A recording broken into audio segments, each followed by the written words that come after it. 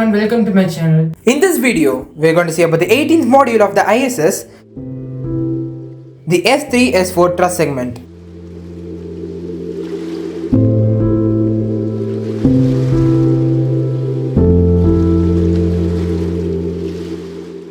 Let's start the video.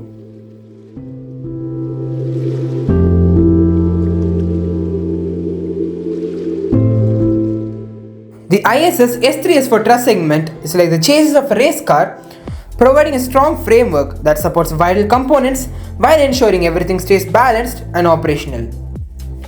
It carries solar arrays much like the engine and fuel systems of the car, supplying energy to keep the ISS running.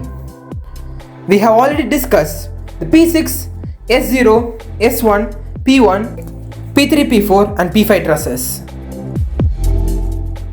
In this video, we'll delve into the S3S4 truss, the sixth truss segment to be added to the ISS, which serves as a crucial platform for solar power generation and thermal regulation. The S3S4 truss segment of the International Space Station ISS is an essential component that significantly contributes to the station's functionality and power systems.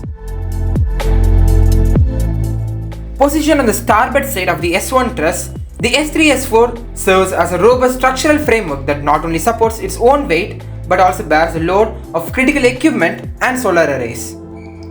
One of the primary functions of the S3S4 is to host two large solar arrays that unfold to capture sunlight and convert it into electricity. These solar arrays are crucial for providing power to the station systems, supporting everything from life support and scientific experiments to communication and navigation systems. By harnessing solar energy, the S3S4 helps the ISS maintain its operational capabilities in the harsh environment of space, ensuring that astronauts have reliable power source. In addition to its power generating abilities, the S3S4 is equipped with a sophisticated heat rejection system. It's vital for managing the thermal environment of the International Space Station ISS, as onboard equipment generates significant heat during operation. The heat rejection system includes photovoltaic radiators that dissipate excess heat into space, preventing overheating and ensuring that all systems operate within their designated temperature ranges. These radiators are essential for converting solar energy into electrical power while simultaneously facilitating thermal control by rejecting excess heat. By maintaining thermal stability, the S3S4 segment plays a crucial role in the overall safety and efficiency of the ISS.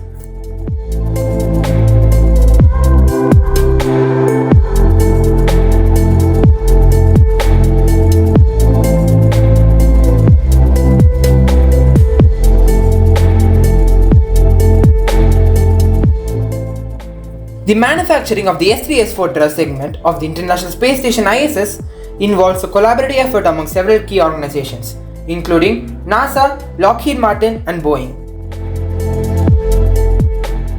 This collaboration leverages various facilities to produce a truss and its associated solar arrays, ensuring the highest standards of quality and precision. The truss itself was primarily manufactured at the Mayshore Assembly Facility and the Operations and Checkout Building. These facilities are equipped to handle complex aerospace manufacturing processes. The S3S4 truss utilizes a combination of stainless steel and titanium for its construction, chosen for the strength to weight ratio and durability in the harsh conditions of space. The production methods employed include hot rolling, aluminum extrusion, and investment casting, which are critical for creating the structural components that can withstand the rigors of launch and orbital operations. The solar arrays attached to the S3S4 truss and the solar rotary joint SARJ were manufactured by Lockheed Martin. These arrays are made from advanced materials to maximize energy efficiency and durability, including crystalline silicon and copper indium gallium diselenide (CIGS), both of which are used in photovoltaic cells to convert sunlight into electricity. The arrays also incorporate shape memory alloys for structural flexibility.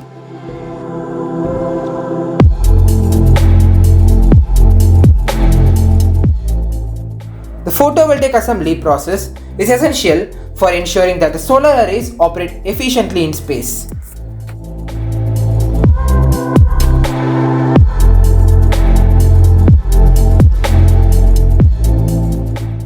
The S3S4 TRUSS was launched as part of the STS-107 mission, also known as the Assembly Mission 13A, on June 8, 2007. This mission aimed to enhance the International Space Station ISS by adding important structural components.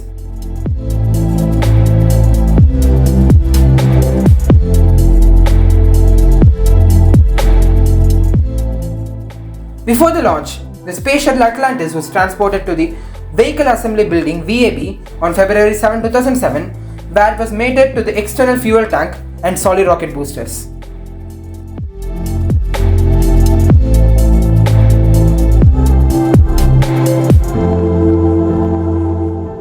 However, a hailstorm at Kennedy Space Center KC on February 26 caused significant damage to Atlantis and the external tank. Hailstones as large as golf balls left many dents on the tank's foam insulation and damaged some heat shield tiles on Atlantis. Because of this, the STS-107 stack was rolled back to the VAB on March 4, 2007 for repairs.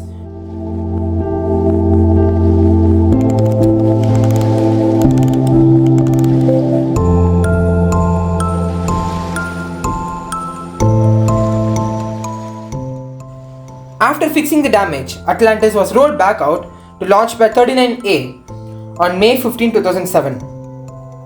With all systems checked and confirmed, the crew arrived for final preparations.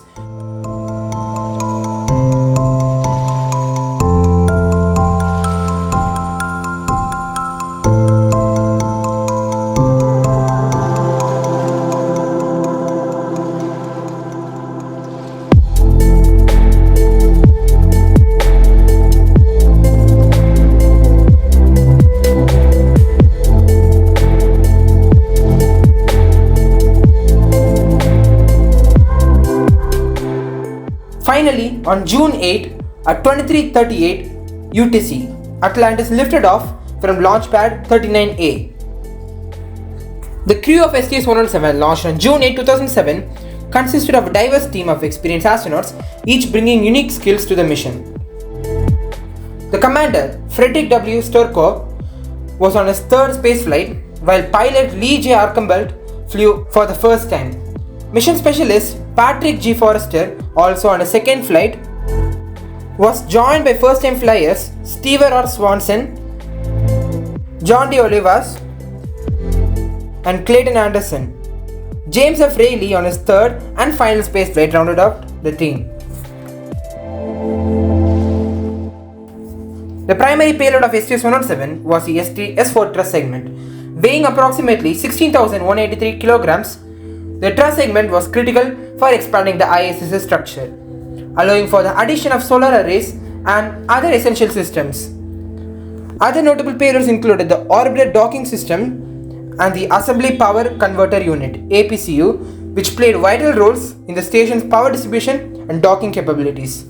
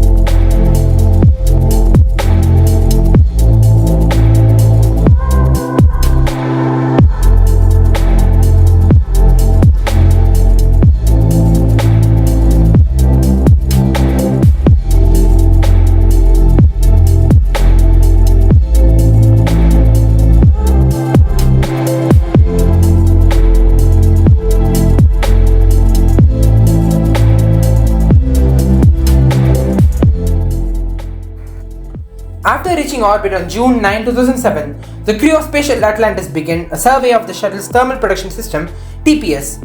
They inspected the heat shield to ensure it was in good condition. Pilot Lee Archambault, the mission specialist Patrick Forrester, and Stephen Swanson used the shuttle's robotic arm and the orbital boom sensor system OBSS to carefully check the wing edges and nose cap. They followed new inspection procedures that allow them to scan larger areas in less time, taking close-up photographs while collecting data.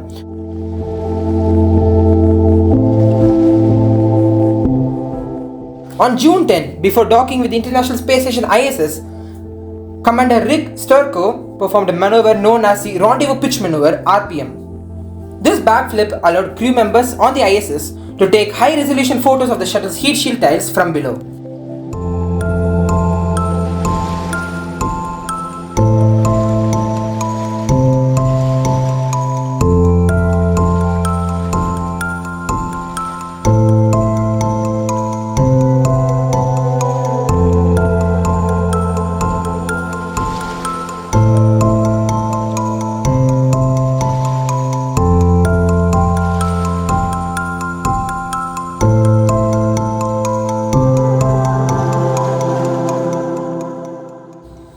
Later that day, Atlantis successfully docked with the ISS, allowing for a safe connection between the two spacecraft.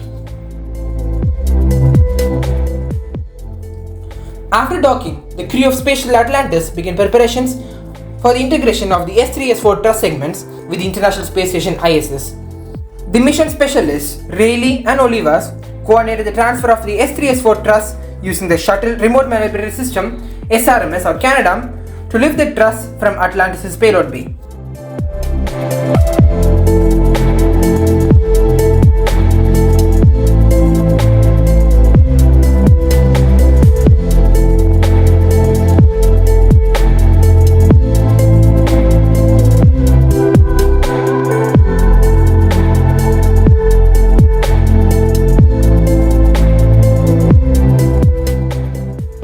Once secured, they handed it over to Canadarm2, the Space Station Ribbon Manipulator System (SSRMS).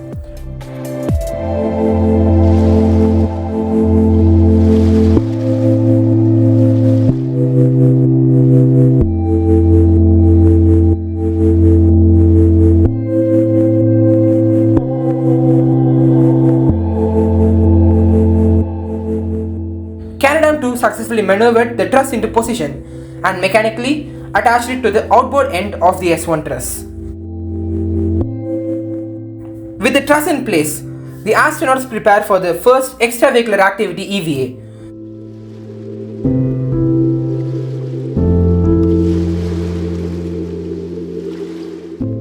They exited the quest airlock, donning their spacesuits and performing checks to ensure their systems were functioning properly. During EVA-1, Rayleigh and Olivas focused on several critical tasks, including connecting ammonia lines that are essential for the ISS's thermal control system. They also made electrical power and data connections to integrate the S3S4 with the station's existing infrastructure. The astronauts ensured that the solar arrays could be deployed effectively by releasing the launch restraints and verifying the deployment mechanisms.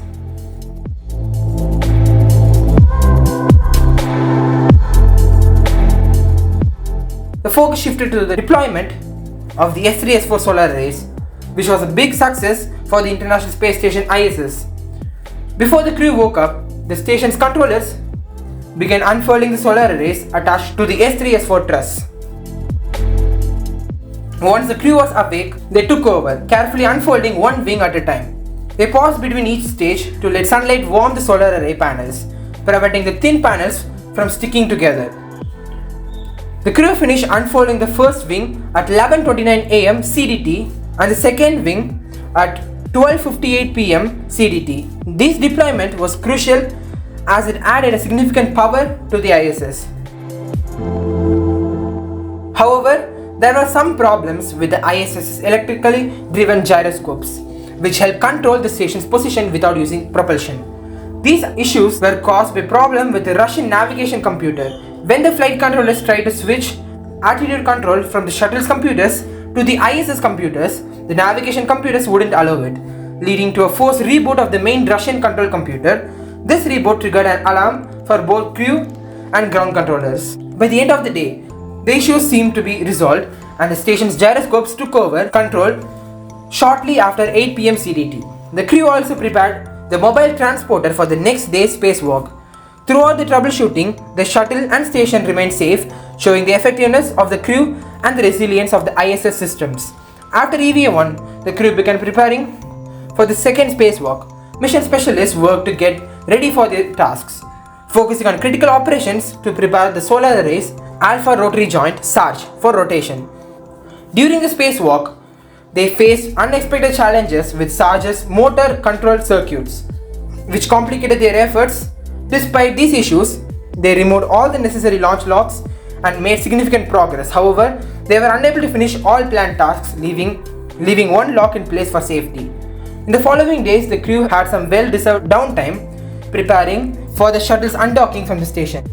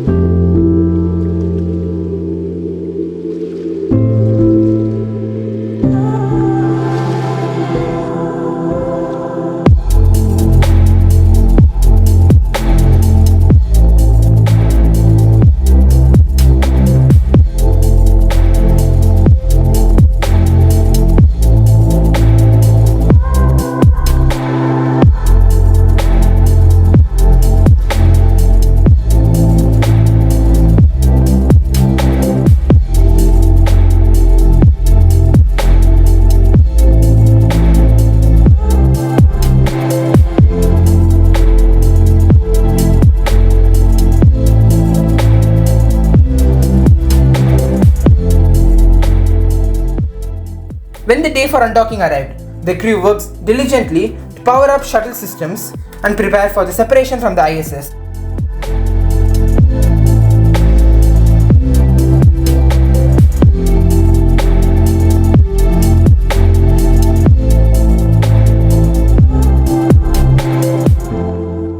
They successfully undocked and performed a fly around of the station.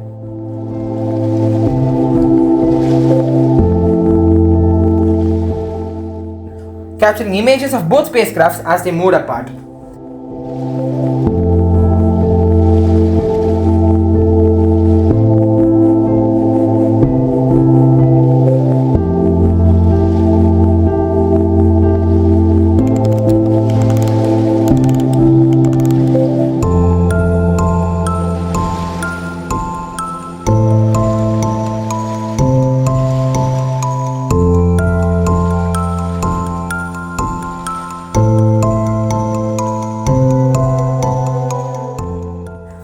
As the mission drew to a close, the crew conducted final checks and preparations for landing. Unfortunately, the poor weather conditions forced a delay, leading to additional days in orbit as they awaited an opportunity to return to Earth.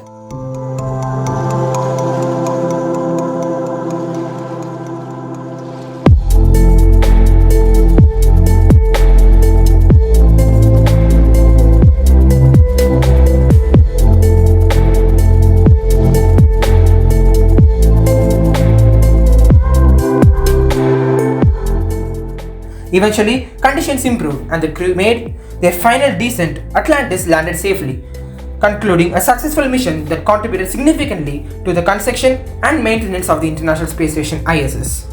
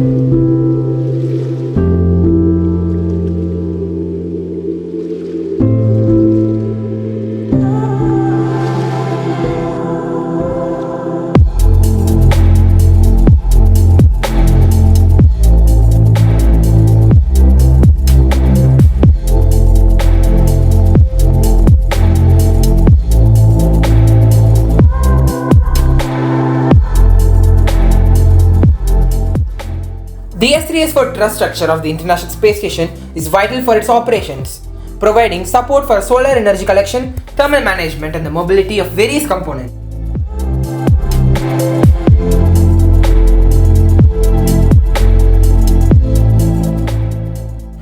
Solar array wings. The S3S4 truss features two solar array wings, which are large panels designed to harness solar energy. These wings consist of multiple solar cells mounted on a lightweight and rigid structure. Their primary function is to convert sunlight into electrical energy, powering the ISS systems. The solar arrays are engineered to rotate and track the sun as the station orbits the Earth, ensuring optimal energy capture throughout the day.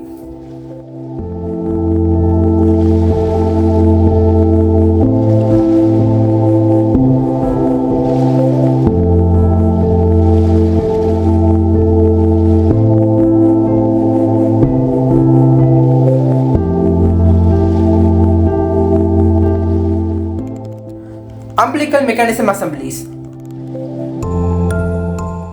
These assemblies serve as a crucial link between the solar arrays and the internal systems of the ISS. The umbilical mechanism assemblies provide electrical power and data connections, facilitating communication between the solar arrays and the station's power management system. Their design allows for maintenance and safe operation of the solar array during various configurations. Solar array alpha rotary joint. The solar array alpha rotary joint is a pivotal component that allows for the solar arrays to rotate around a specific axis. This joint enables the array to effectively track the sun, maximizing their exposure to the sunlight as the ISS moves throughout its orbit. The solar array alpha rotary joint is essential for maintaining the efficiency of the solar arrays, ensuring that they can generate the necessary power for the station's operations. Trunnions. Two trunnions are integrated into the S3S4 truss, with one located in the nadir downward facing position and the other in the zenith upwards facing position on the S3 side. Their strategic placement helps maintain the structural integrity of the truss while enabling the necessary adjustments for solar tracking. ATCS. The Active Thermal Control System ATCS in the S3S4 truss of the International Space Station ISS is a vital component that regulates the station's thermal environment, ensuring optimal operational conditions for onboard systems and the comfort of the crew. By utilizing heat exchangers to transfer excess heat from equipments to a coolant loop, the ATCS efficiently dissipates this heat through large radiators that reject it into space. This system operates continuously, adapting to varying thermal loads caused by equipment usage and orbital dynamics. The integration of ATCS with the photovoltaic radiators not only aids in temperature control but also supports the station's power generation capabilities. Overall, the ATCS is essential for maintaining thermal stability, which is critical for the safety, functionality, and longevity of the ISS.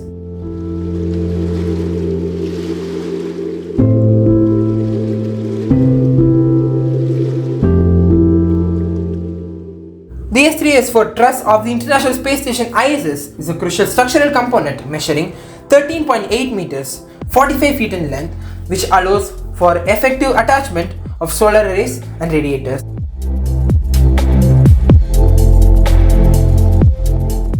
With a diameter of 4.9 meters, 15 feet, it provides ample space for various systems while maintaining a streamlined profile for aerodynamic efficiency. Weighing 15,900 kilograms, 35,050 pounds, The truss is engineered to support the weight of its attached components and ensure stability during operations, contributing significantly to the ISS's overall functionality and structural integrity. In conclusion, the S3S4 truss segment of the International Space Station ISS plays a vital role in the overall architecture and functionality of the ISS. Its carefully designed dimensions and robust structural integrity enable it to support essential components such as solar arrays, radiators, and various assembly mechanisms, ensuring the station's operational efficiency in space. By facilitating power generation and thermal management, the S3S4 not only enhances the International Space Station's sustainability but also contributes to its ability to conduct a wide array of scientific research and experiments in the unique environment of low Earth orbit. This sophisticated engineering marvel exemplifies the innovative advancements in space technology, reflecting the collaborative efforts of international space agencies and advancing our understanding of space exploration.